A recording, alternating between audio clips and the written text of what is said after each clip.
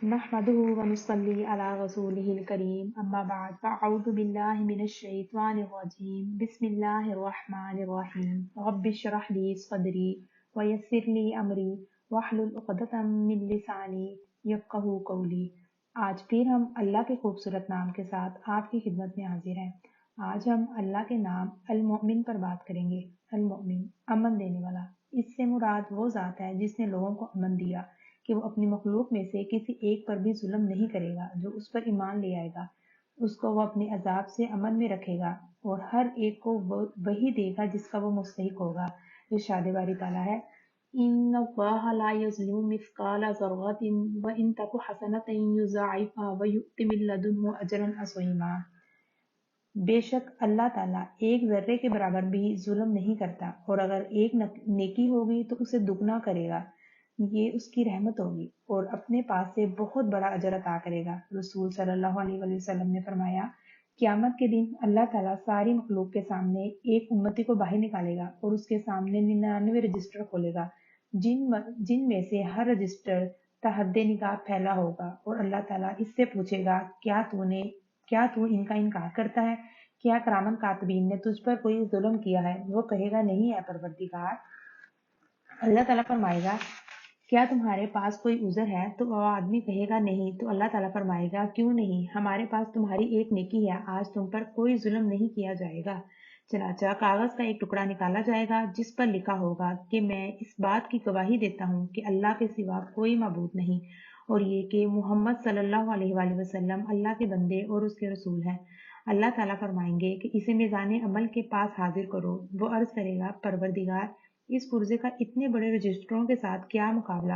اس سے کہا جائے گا آج تجھ پر کوئی ظلم نہ ہوگا۔ چنانچہ رجسٹروں کو ایک پلڑے میں رکھا جائے گا اور ان کا پلڑا اوپر ہو جائے گا، اور دوسرے پرزے کو دوسرے پلڑے میں رکھا جائے گا اور وہ جھک جائے گا، یعنی رجسٹروں کا پلڑا جھک جائے گا، کیونکہ اللہ کا نام بہت بھاری ہے، اور اس لیے جس کے پاس ایک بھی نیکی ہوگی اللہ تعالیٰ اس کو بھی ضائع نہیں کرے گا اور اس کی وجہ سے اس کو امن عطا کریں گے۔ سوال یہ پیدا ہوتا ہے کہ اللہ تعالیٰ کس کس کو امن عطا کریں گے؟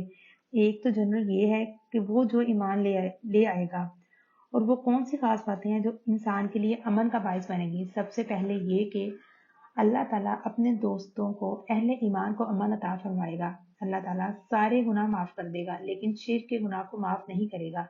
پیچھے جو رجسٹر والے آدمی کا ذکر ہوا ہے اس کا ایک ہی نیکی کا پلڑا اس لیے بھاری ہوا کیونکہ وہ شرک پر نہیں تھا، اللہ کے معبود ہونے پر اور رسول صلی اللہ علیہ وآلہ وسلم اللہ کے رسول ہیں پر ایمان رکھتا تھا۔ اللہ تعالیٰ اہل ایمان کو برزخ میں بھی امن دیتے ہیں۔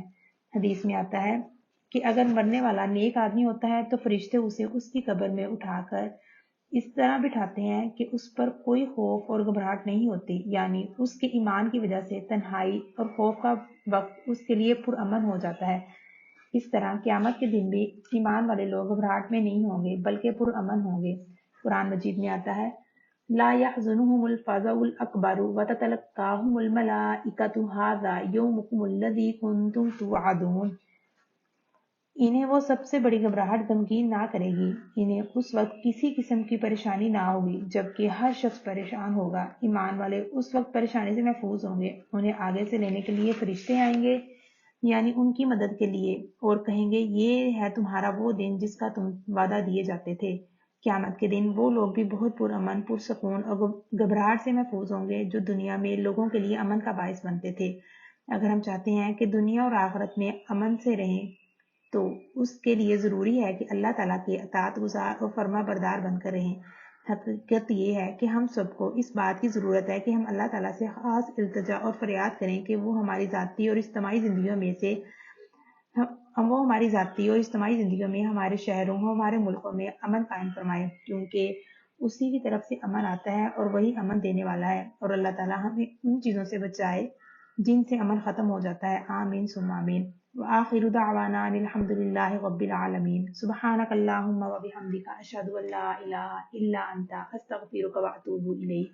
السلام علیکم ورحمۃ اللہ وبرکاتہ۔